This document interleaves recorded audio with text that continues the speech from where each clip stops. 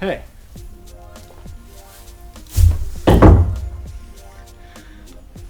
Shit.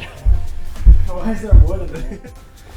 I'm Phoenix Godwin of Autonomous World News, and even if you're not watching this on or around any holidays you celebrate, I still want to say happy solstice-ish reflity clip-clop smacker times, because whatever, you know, people in a lot of the world throughout history have been celebrating around this time of year because of practical reasons like crop harvesting, since long before imperialism and capitalism appropriated such celebrations and turned them into instruments of their own exploitation.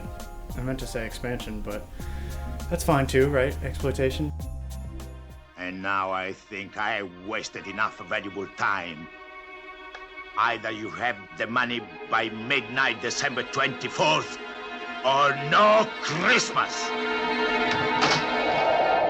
But you know what? I'm still feeling the holiday spirit, and I don't think we should let the rulers and conquerors of history have this. I mean, look at Santa Claus, a working class delivery driver who leaves in an all-red suit from his collectivized workplace of magical elves that give free stuff to everyone who is good. And clearly they think that what they're doing is good, so that means giving is a particular behavior they seek to reward, right? That's mutual aid.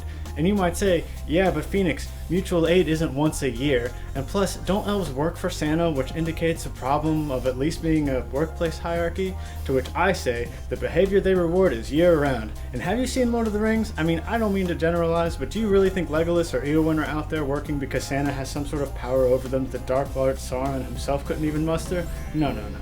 They're working together because they believe in a revolutionary cause, and the myth of Santa's hierarchical workplace is just another fabrication by toy companies and other wealthy multinationals meant to appropriate and undermine the radical direct action of the revolutionary left. That's why capitalists put a big star on the top of the tree, because nationalism.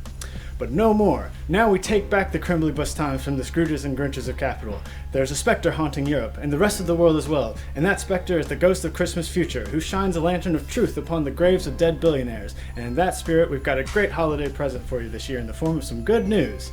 For example, right around Christmas, it rained in Australia, a country that doesn't exist, but pretends to on stolen land. But still, the rain was nice, because the whole thing right now is basically just a blazing inferno of hellfire and reckoning, like the endless maw of a portal unto hell itself. So it's really actually a pretty terrible situation. A lot of this comes down to government never been managing our lands properly. You know, they took the responsibility away from Indigenous First Nations to burn off country. So our cool cultural burns have been taken away, and so government looks after the responsibility of all these lands, and then this is what happens. They don't manage it properly. They don't take off the fuel loads. And so we lose heaps of bush, wildlife, reptiles, and the world loses. Not just Ngaju, but and other nations, but the world loses. And so Australia's got to wake up and come away from ignorance to acceptance that Indigenous First Nations of Australia, we are the people to manage these lands. Moving on. Bolsonaro, the president of Brazil, who I talked about in another video, he fell in his bathroom and had to go to the hospital, and that's just great. By the time you see this, he'll probably be out, and that's less great, and he'll probably be as fine as a monstrously gratuitous hellbeast like Bolsonaro can be, but for a brief moment, he wasn't, and that's something we can all be thankful for. It's a Festivus miracle! Anyway, I saved the best for last, I think.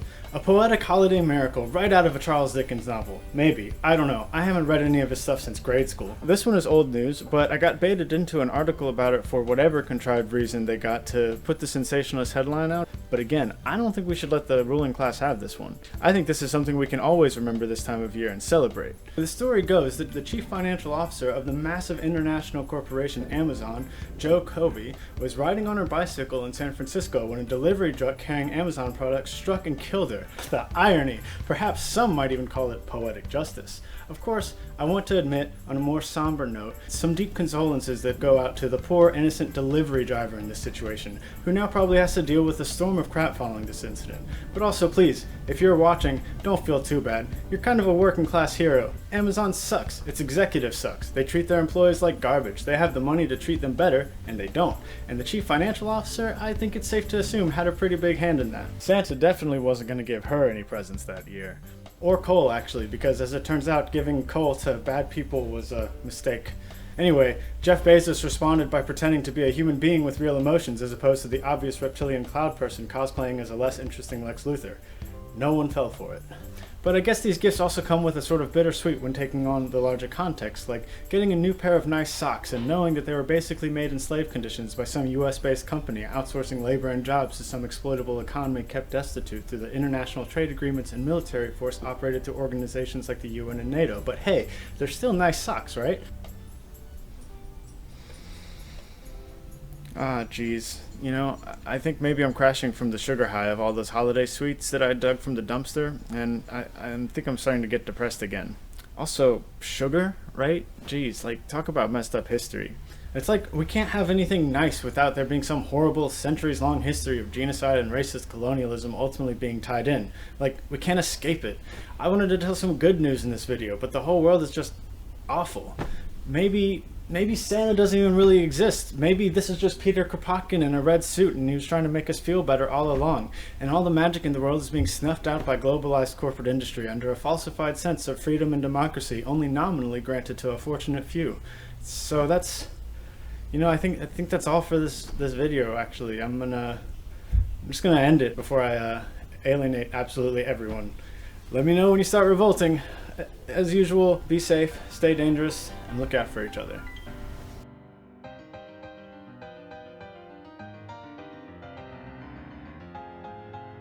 Hey, by the way, I'm still working on my report about the history and current events in Haiti, and also my follow-up to that of the Western Sahara. I took a little break for the holidays, but I'm back to work now and you'll get some more in-depth things soon, hopefully in less than a month.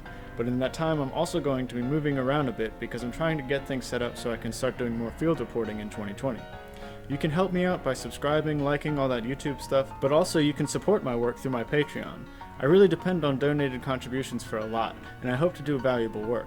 On that note, I'd like to thank Capable and Albert, Kilgore Trout, and Kalen. Y'all really inspire me to keep working on these reports, which is often really hard work, but I do think it's important, so thank you very much. What are you still doing here? Subscribe!